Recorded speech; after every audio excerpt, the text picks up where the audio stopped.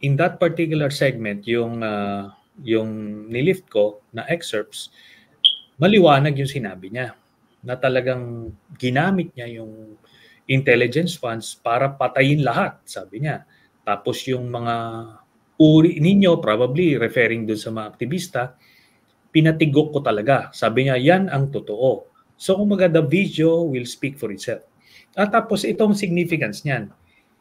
Nung in the course na pagkakalap namin ng mga ebidensya laban sa kanya, dun sa original uh, uh, information or communication na sinabit namin, marami kaming nakuha ng mga public pronouncements niya when he was president. No, na talagang I don't care about human rights. My order is shoot to kill. So maliwanag, definitive yung mga pagpatay. Ganun. Pero itong video na ito yung first time na nakuha namin doon para sa Davao City na kino-cover. Kasi covered tayo ng ICC jurisdiction at nag-decide na yung Supreme Court ng Pilipinas tungkol dito. Noong November of 2011, when we ratified the Rome Statute, hanggang nag-withdraw, effective yung withdrawal natin noong March of 2018. So yung period na yan, covered tayo. Yung 2011 to 2013, ang mayor dyan si Sara Duterte, no? Siya yung mayor dyan. Tapos yung 2013 to 2016, mayor si Rodrigo Duterte. Tapos presidente naman siya ng 2016 to 2018. So yan yung covered ng ICC at yun yung iniimbisigahan. Na marami kaming videos tsaka documentary evidence tungkol dun sa EJ case na nangyari nung presidente siya. Meron naman kami mga testigo na ipresenta sa ICC tungkol dun sa pagme-mayor niya, no, 2013 to 2016. Pero itong video na ito yung maliwanag na nung Davao City Mayor siya, ginawa rin niya itong EJ case. So, yan. So basically, this is a very significant admission referring doon sa nangyaring EJ case nung panahon na mayor siya sa Davao. Kung magawa lang duda, inamin niya. So ngayon, buo na. Dati kasi may testigo lang kami na nagsasabi na yung sa EJ case. Although public knowledge natin yan din sa Pilipinas na ginagawa niya. Pero for the purposes ng ICC, wala. Meron tayong nung presidenta siya, pero maliwanag dito na mayor pa lang siya. Kaya na-establish natin yung pattern of behavior niya. So, this is an open and shut case, sabi ko nga. Kasi maliwanag na maliwanag yung ebidensya. Pero naisabi niya po ba itong video na ito sa ICC prosecutor?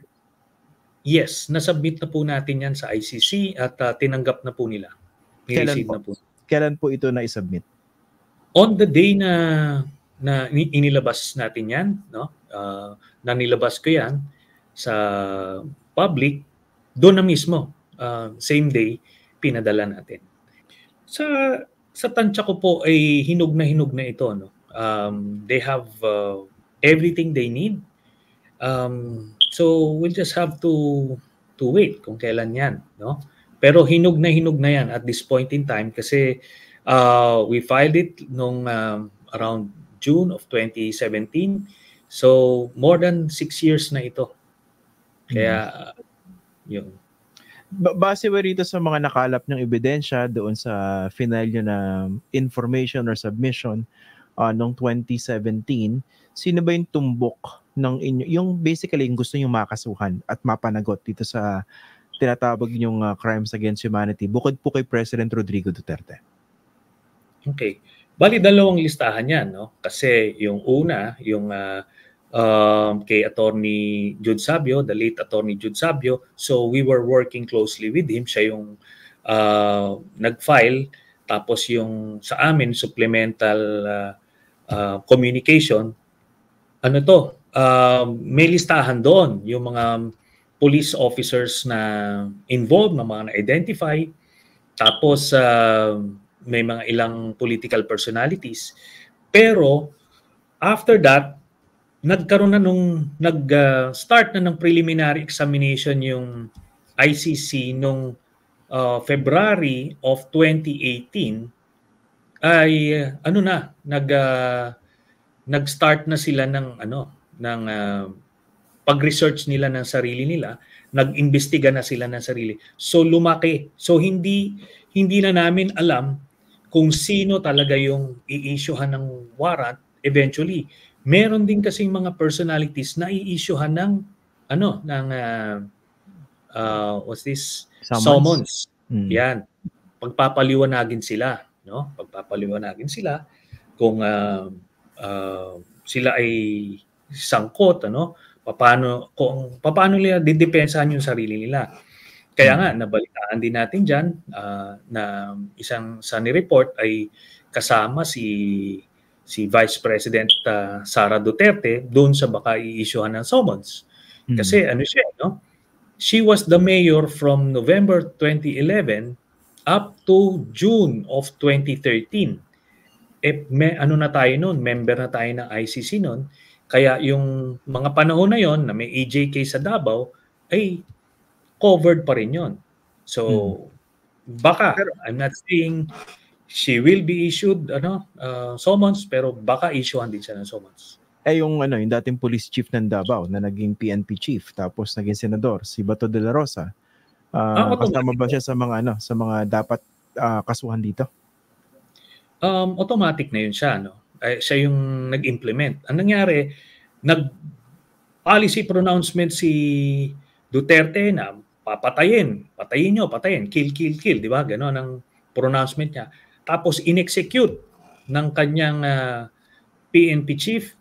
Kaya sila yung automatic. Kung may automatic na i-issuehan ng warrant, sila na yun. Ngayon, meron ding mga ibang impormasyon na lumalabas na kasama din dyan si Senator Bongo. No? Kasi siya yung, according dun sa mga testimonya ng ibang mga testigo, isa siya dun sa mga nagbababa ng order. Which is not difficult to believe kasi nakita naman natin yung relationship nila nung presidente si Duterte. Talagang nandun sa tabi niya si Senator Bongo na binibigyan niya ng mga utos kung ano man. Diba? How about yung mga tinutukoy na iba na enablers, yung mga nagtatanggol dati kay Pangulong Duterte na kahit na ang lino ng mga pronouncements niya in favor of extrajudicial killings, 'di ba? At least yun ang basa ng marami sa kanya mga sinabi. Nandun pa rin yung mga nagtatanggol, nagtatakip, tsaka nanggagaslight pa, 'di ba? Kasama ba dapat yung mga 'yan? Well, hindi ko napapangunahan 'yon, pero merong previous cases na gano'n, na isang komentarista sa radyo, sa isang African country na inuudyukan niya, dinidepensahan niya yung mga crimes against humanity na kinukomit nung presidente ng bansa na 'yon, at siya mismo ay nakasuhan. Naging part nun. So kumbaga, pwede. It's possible na may mga makakasuhan din ng gano'n. Kung nagustuhan nyo po itong video na ito, paki-like at share na lang po para mas marami pang makakita at makapanood. Kung gusto nyo po makibalita, follow nyo na rin po ako sa aking mga social media accounts na nakasulat po sa screen. Pwede rin po kayo magpadala ng super thanks, super like, super chat at super sticker sa YouTube, saka Facebook stars po. Alam nyo po, malayo po mararating nito para makagawa pa po kami ng mas maraming video na makatutulong po sa pagpapakalat ng tamang impormasyon para sa bawat Pilipino. Kada like, subscribe, follow at share ay pagsuporta po sa tunay na independent journalism sa bansa. Maraming salamat po.